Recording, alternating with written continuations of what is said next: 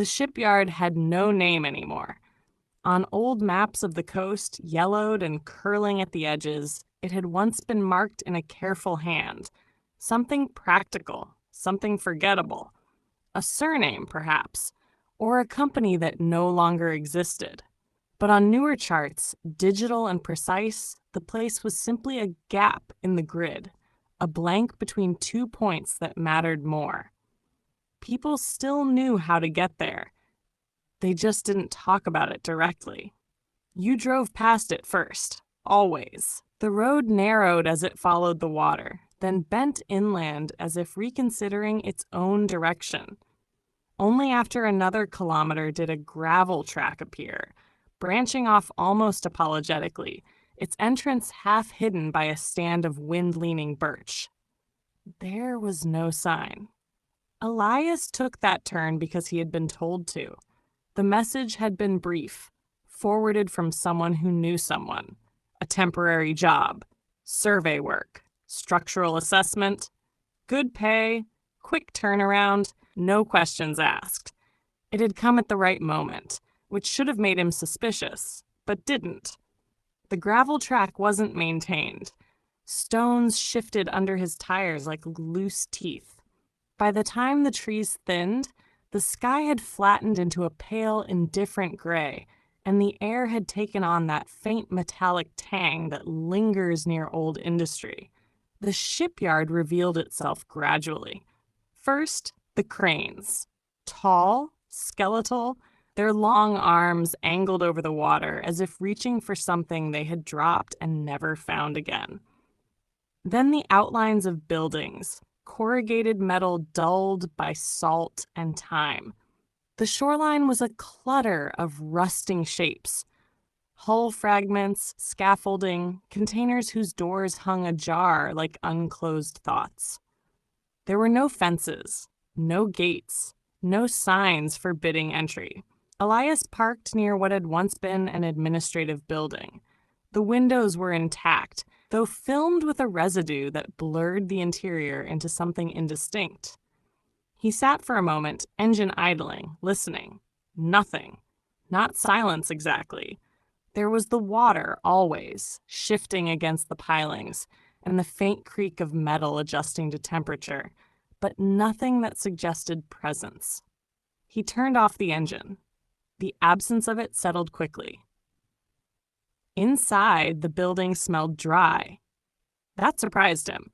He had expected damp, rot, the soft give of decay.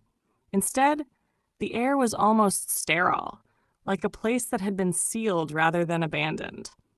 Dust lay in thin, even layers across desks and floors, undisturbed except for a narrow path leading deeper inside.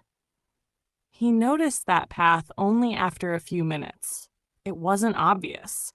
Just a slight thinning of dust, a suggestion that someone had moved through recently. The edges were too soft to indicate footprints. More like the air itself had been displaced repeatedly along the same route. Elias told himself it was drafts. The building wasn't airtight. There were gaps, unseen currents. Still, he followed it. The corridor walls were lined with old notices, their corners curled. Safety protocols, shift schedules. A faded photograph of a completed vessel, its hull clean and bright. The workers standing in a row beneath it, their expressions flattened by the camera. He paused at that one. There was nothing unusual about the image. No blurred faces, no anomalies. Just a group of men and women who had once been here, documented in a moment that had seemed worth preserving. But the longer he looked, the more difficult it became to focus on any single person. His eyes slid across them, unable to settle, as if each face resisted attention, not by distortion, but by a kind of quiet refusal. He stepped back, breaking whatever subtle tension had formed, and continued down the corridor. The office he had been instructed to use was at the far end. A desk had been cleared for him. Not recently. There was still dust, but thinner here, disturbed in wide arcs as if someone had brushed it aside with their forearms. A folder lay in the center, its contents neatly arranged. Site maps, structural diagrams, a checklist of areas to assess. No signatures, no letterhead. He flipped through the pages. The work was straightforward enough. Inspect key structures, note integrity issues, photograph anything of concern. There was a final page, separate from the rest. Avoid entering the dry dock after dusk. No explanation followed, no emphasis, just that single line typed in the same neutral font as everything else. Elias let out a short breath that might have been a laugh. "Sure," he said to the empty room. He worked through the afternoon. The shipyard was larger than it had appeared from the road. Structures overlapped and obscured each other, creating pockets of space that felt disconnected from the whole. It was easy to lose track of direction. More than once, he turned a corner expecting to see the water and instead found himself facing another building, identical to the last. He marked everything carefully, took photos, made notes. There were signs of long-term neglect, corrosion, stress fractures, areas where the ground had shifted, but nothing unexpected. Nothing that justified the tone of the message he had received. By the time he approached the dry dock, the light had begun to thin. It was an enormous structure, carved into the shoreline, its concrete walls descending in steep steps to a basin that was now partially filled with dark, still water. At the far end, a half-constructed hull rested at an angle, its ribs exposed, giving it the appearance of something unfinished and unwilling to be completed. Elias checked his watch. Plenty of time before dusk. He descended. The air changed as he moved downward. Cooler, yes, but also denser. Sounds behaved differently here. His footsteps didn't echo so much as they were absorbed. The impact dulled, as if the space resisted the idea of repetition. He paused halfway down and looked back. The upper edge of the dock framed the sky in a narrow strip. The cranes loomed beyond it, their silhouettes sharper now against the fading light. For a moment, brief, easily dismissed, he had the sense that the angles were wrong, that the cranes were not where they had been before. He blinked and the impression dissolved. The structures were exactly as they should be, fixed and inert. He continued downward. At the base of the dock, the water was closer than he had expected. It lapped quietly against the concrete, its surface opaque, not reflective, just resistant to light as though it absorbed rather than mirrored. Elias took a step toward it, then stopped. There was something in the water, not a shape, not movement, just a difference. A region where the surface tension seemed subtly altered, where the boundary between air and liquid felt less defined. He crouched, leaning closer, trying to understand what he was seeing. His reflection did not appear. He shifted his angle. The result was the same. The water held no image. A faint unease moved through him, slow and deliberate. "It's the light," he said, though the explanation felt thin even as he spoke it. He stood, stepping back from the edge. Behind him, something made a sound. Not loud, not sudden. A soft adjustment, like weight being redistributed. Elias turned. The dock was empty. The half-built hull loomed in the distance, unchanged. The concrete steps rose behind him, leading back to the surface. Nothing moved. He waited, listening. There it was again. Not a distinct noise, but a pattern, an absence of sound where there should have been some, as if a footstep had been taken, but the echo had been withheld. He felt it then, more than heard it. A presence that did not announce itself, did not intrude, but existed in the same space with a quiet certainty. Not behind him, not in front, just there. Elias became aware of his own breathing, of how loud it seemed in comparison. He took a step backward. The sensation did not follow. He took another, turning slightly toward the stairs. Still, it remained where it was. Fixed. Waiting, perhaps, though the word implied intention. And this did not feel intentional. It felt structural, like a feature of the space. He left the dock before the light was fully gone. He told himself he had finished what he needed to do there, that the instruction about dusk was irrelevant, overly cautious. But as he climbed the final steps and the open air closed around him again, he did not look back. That night, he stayed in the administrative building.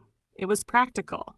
The drive back would take time, and he wanted to finish the survey in the morning. He set up a small lamp on the desk, its light pooling in a contained circle. Beyond it, the room receded into shadow, the edges indistinct. He reviewed his notes. Everything was in order. Nothing he had seen required special attention. He hesitated, then added a line beneath the dry dock section. Surface irregularities observed in water. Possible contamination or debris. It was vague. It would be enough. He closed the folder. The building settled around him, not with the exaggerated creaks of old structures, but with small, almost imperceptible shifts. Materials responding to temperature changes, to time. He leaned back in the chair, closing his eyes for a moment. The path in the dust. He hadn't thought about it since earlier. But now, with the memory resurfacing, it seemed more distinct, more deliberate, a route taken repeatedly, not by chance, but by necessity. He opened his eyes and looked toward the corridor. The dust there was undisturbed, or so it seemed. He stood, moving to the doorway. The light from the lamp stretched into the hall, thinning as it went. The path was visible now, clearer than before, not because the dust had been further disturbed, but because the contrast had increased. The untouched areas seemed thicker, heavier, while the path itself had become more defined, as if something had passed through it recently, very recently. Elias felt a tightening in his chest. He stepped into the corridor. The air was cooler here. He followed the path with his eyes. It led away from him as it had earlier. But now there was a second direction. A branching, fainter, less established, but present. It led back toward the office, toward him. He stood very still. The sensation from the dock returned. That quiet, structural presence. Not approaching, not retreating, simply occupying. He became aware that the path did not end at the office. It continued, through the doorway, across the floor, to where he stood. And then it stopped. Not gradually, abruptly, as if whatever moved along it had come to a halt at that exact point. Elias did not move. Time passed, or seemed to. The air remained unchanged. No sound marked the presence. No movement revealed it. And yet the certainty of it was absolute. He was not alone, not in the way that implies another person sharing space, but in the way a structure contains elements you cannot see, but which are essential to its existence. He took a slow breath, then another. The path in the dust did not shift. The air did not change. Nothing happened, which somehow was worse than if something had. In the morning, the shipyard looked the same, neutral, abandoned, empty. Elias packed his equipment without rushing. He left the folder on the desk. He did not add anything further to it. As he stepped outside, the sky was clear, the light sharp and clean. The cranes stood where they should. The water moved as expected. There was no sign that anything had been different. He walked to his car, opened the door, and paused. For a moment, just long enough to notice, he felt it again. That quiet, structural presence. not attached to the building, not confined to the dock, but extending, subtly, into the space around him, as if the boundaries of the shipyard were not fixed, but permeable, as if whatever occupied it did not remain within it. Elias got into the car and started the engine. As he drove away, he did not look back. The road bent inland, the trees closed in, and the place without a name disappeared from view. But not, he suspected, from anything else. The first thing Eric noticed about the tower was how ordinary it looked. That was what reassured him. After the long drive, hours of narrow roads threading through dense forest, his radio losing signal 1 bar at a time, he had expected something more remote, more dramatic. A structure perched on the edge of a cliff, maybe. Something that acknowledged the isolation. Instead, the fire lookout stood on a gentle rise, surrounded by tall pines that swayed lazily in the late summer wind. The tower itself was wooden, painted a dull red that had faded unevenly with time. A staircase spiraled up its exterior in a way that seemed almost decorative. It could have been a museum piece. Eric killed the engine and stepped out into the quiet. Not silence. Never silence in a forest, but a layered stillness. Wind in the branches, the soft clicking of insects, something shifting deeper among the trees, too far away to identify. He stretched, rolling his shoulders. The drive had left him stiff, but the air here was cool and clean, carrying that faint resin scent that came from sun-warmed pine. This would be fine, he thought. 3 weeks. Maybe 4. Watch for smoke, log weather patterns, call it in if anything looked wrong. He'd done similar work before, though never this far from civilization. The job had come through a regional forestry office. Seasonal position. Temporary replacement for someone who had left early. No explanation why. Eric hadn't asked. Inside the tower, everything was neat. Too neat, maybe. The main room was circular, with wide windows on all sides, offering an uninterrupted view of the forest stretching out in every direction. A desk sat in the center, fitted with radio equipment, binoculars, and a set of old-fashioned maps pinned beneath a sheet of glass. A narrow bed was tucked against one wall. A small stove in the corner, shelves stocked with canned food, water, and basic supplies. It looked prepared, maintained, but there was no sign of the person who had been here before him. No personal items, no clutter, no trace of a life interrupted or concluded. Just absence. Eric set his bag down and walked slowly around the room, taking it in. Everything in its place. Everything waiting. On the desk, beside the radio, was a folded piece of paper. It was the only thing that seemed out of place. He picked it up. The paper was standard, the kind used for office printers, slightly creased, as though it had been folded and unfolded more than once. At the top, in plain text, was a title, for the lookout stationed at Tower 7. No name. Below it, a list. Numbered. He skimmed the first few lines, expecting routine instructions. They were not. 1. Keep the windows closed after sunset, all of them, even if it gets warm. 2. If you hear knocking from below the tower, do not look down. There is nothing at the base of the stairs after dark. 3. You may see movement between the trees at dusk. This is normal. Do not track it with the binoculars. 4. The radio will occasionally pick up signals that are not from the main station. Do not respond to voices that do not identify themselves correctly. Eric frowned slightly. He continued reading. 5.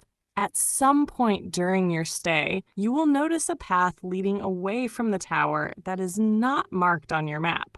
Do not follow it. Do not acknowledge it. 6. If the forest becomes completely silent, remain inside the tower and sit still. Do not speak. Do not make noise. The silence will pass. 7. There is a second set of stairs on the tower. You will not see it during the day.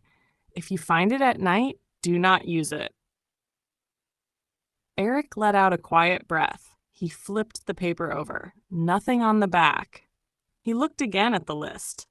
The instructions were written in the same neutral font, the same tone as any official document. No emphasis, no explanation, no indication that they were anything other than serious. He almost laughed. Very funny, he said to the empty room. It had to be a joke, some kind of initiation. The previous lookout trying to unsettle whoever came next. Still, he folded the paper and set it down on the desk, just in case. The first day passed without incident. Eric familiarized himself with the equipment, checked the radio, logged the weather. The sky remained clear, the horizon unobstructed. From the tower, the forest seemed endless. A continuous expanse of green that shifted in subtle ways as the light changed. It was easy to imagine how a single column of smoke might go unnoticed if you weren't paying attention. He paid attention. By late afternoon, he had settled into a rhythm. Check the horizon. Note the wind direction. Drink water. Repeat. Simple.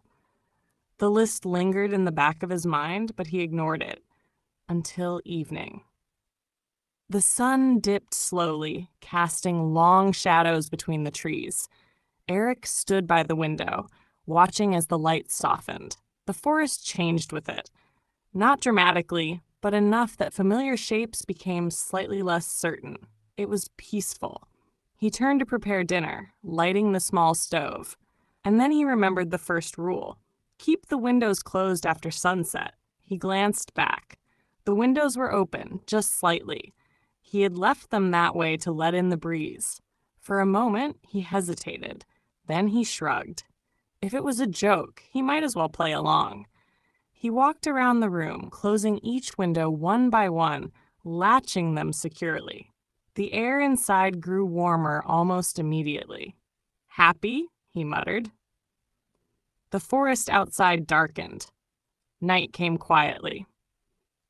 The last light drained from the sky, leaving the tower surrounded by a deep, uniform darkness. Eric switched on the lamp, its glow reflecting faintly in the glass. He ate at the desk, listening to the soft static of the radio. It was uneventful, almost boring. By the time he finished, he felt a little foolish for taking the list seriously at all. He stood stretching. And then a sound, faint. Below him, a knock. It was soft, almost polite. 3 taps, evenly spaced.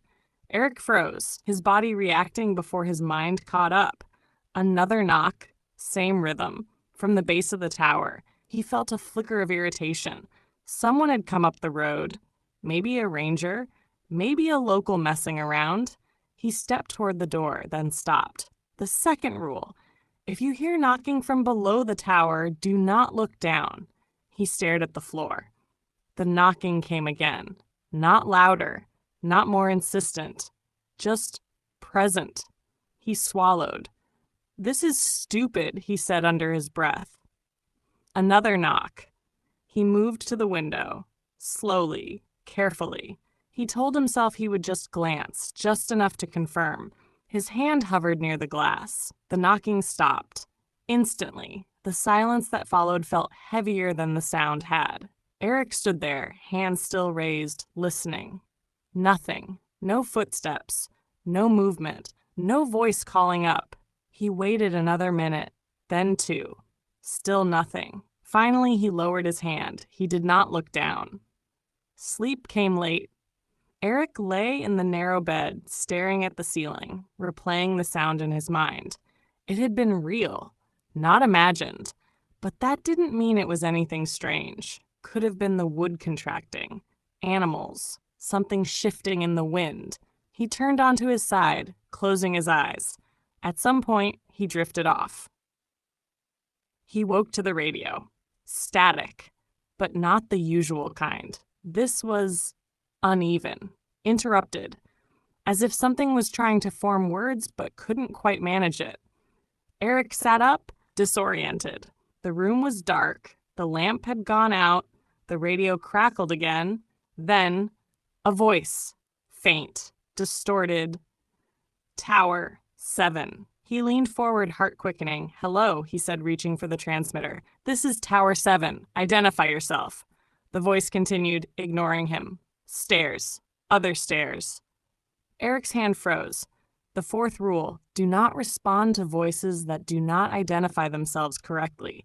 He slowly withdrew his hand from the transmitter. The voice went on, a low, uneven murmur. "Don't go down. Don't go?" The radio cut to silence, just like that. Eric sat there, breathing shallowly. The room felt different, smaller. He glanced toward the door, then toward the windows. All closed, all secure.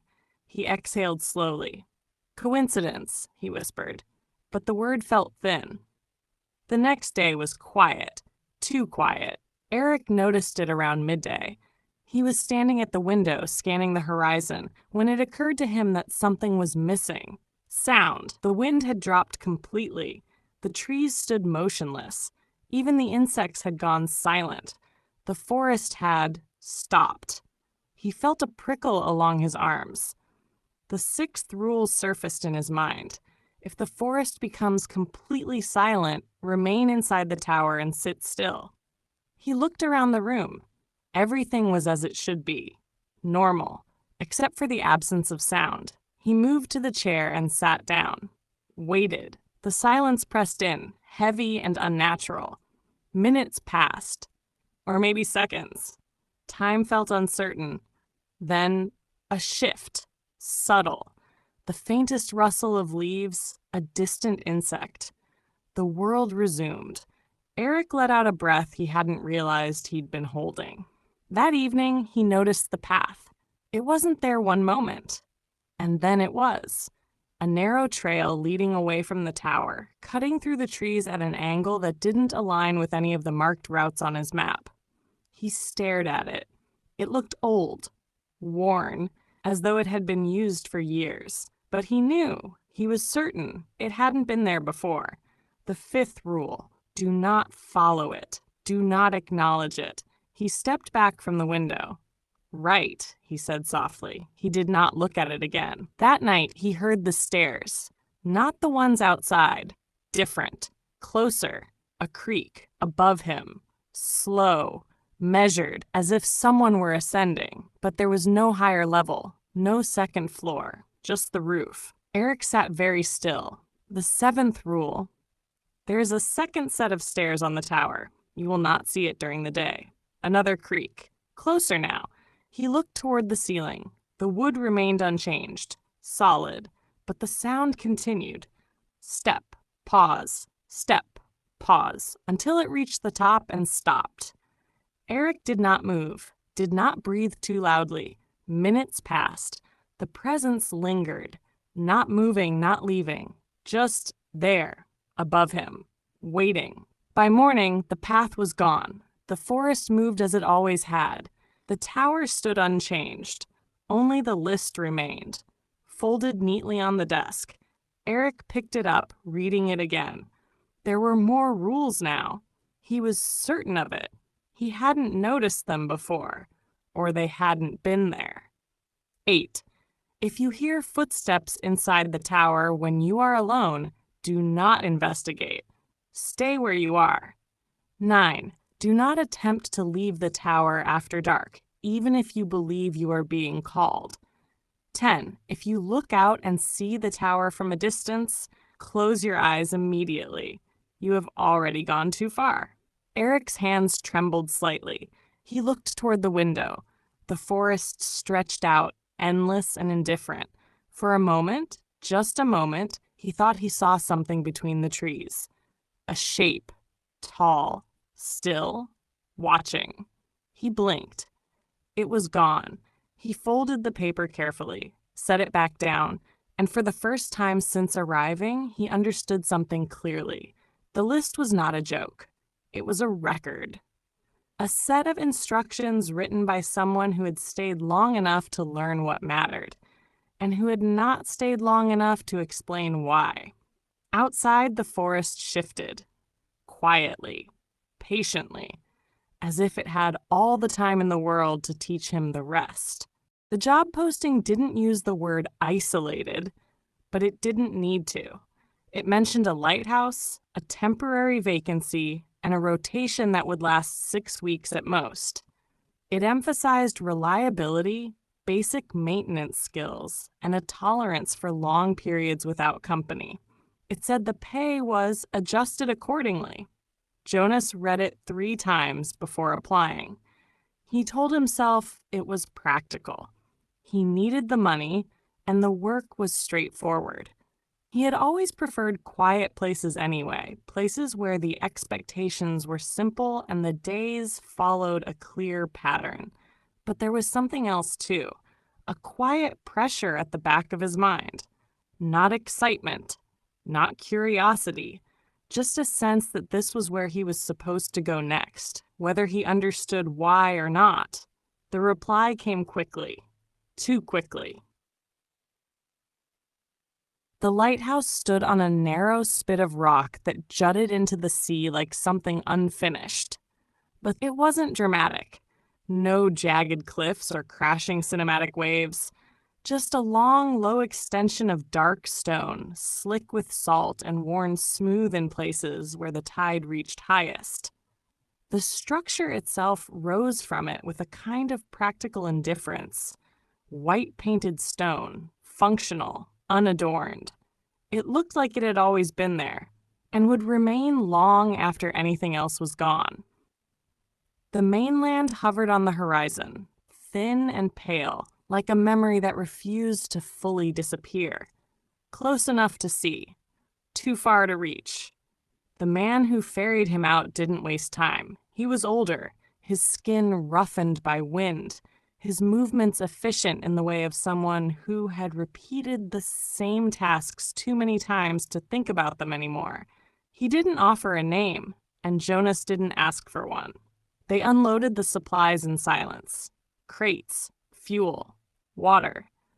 At one point, the man paused, looking up at the lighthouse, not admiring it, not assessing it, just acknowledging it. "You'll keep the light running," he said finally. "Yes, good." A beat. "The phone's inside," the man added. "Line's old. Works when it wants to." Jonas hesitated. "And when it doesn't?" The man looked at him then, not unkindly, just directly. "You wait," he said. The same answer, delivered the same way, as if there were no alternative. Inside, the lighthouse felt contained. The walls were thick, holding the outside at a distance. Not just physically, but acoustically. The wind dulled as it passed through them, reduced to a low, constant presence rather than something immediate. The staircase wound upward in a tight spiral, the steps worn in the center from years of use. Jonas moved slowly, taking in each level. Everything was clean. Not recently cleaned, but maintained. There was a difference. No dust gathering in corners, no sense of abandonment. Just a place that had been used consistently and then paused, waiting for the next person. Waiting for him. At the top, the lantern room. Glass panels curved outward, giving a full view of the surrounding sea. The light mechanism sat at the center, solid and dependable. Jonas stepped into the space and turned slowly, taking it all in. There was something calming about it, something final, as if everything unnecessary had been stripped away. The first week passed with a kind of quiet efficiency. He settled into the rhythm of the place. Wake early, check the light, log the weather, maintain the generator, eat, sleep. The phone worked. That surprised him. Each morning, he lifted the receiver, listening to the faint hum of the line before dialing.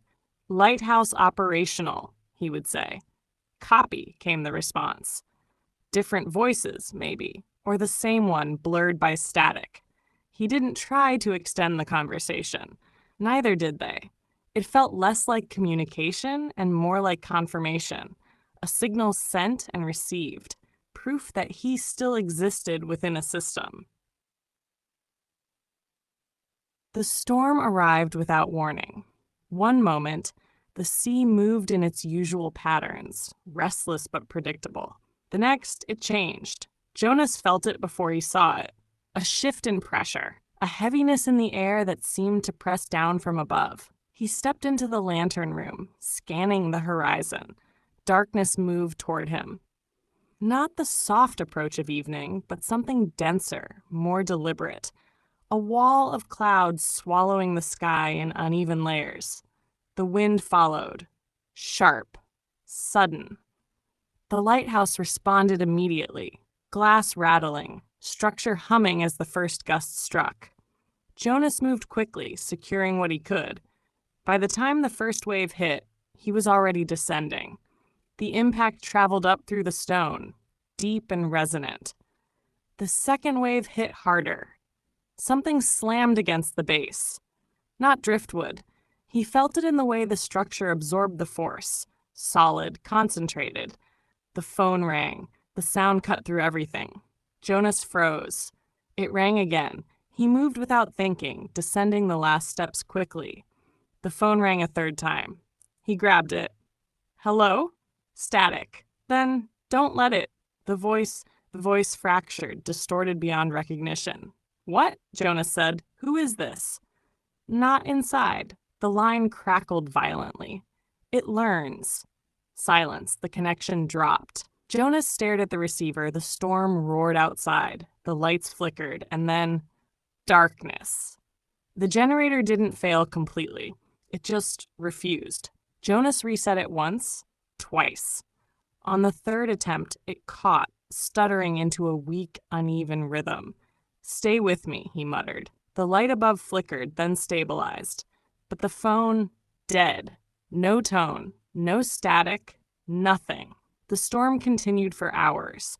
Time stretched, bent around the noise. At some point, exhaustion pulled at him, dragging him into a shallow, restless sleep on the lower steps.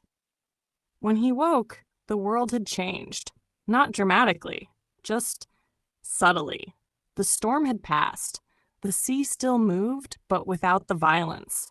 The sky was pale, washed clean. Everything looked as it should. Except, it felt wrong.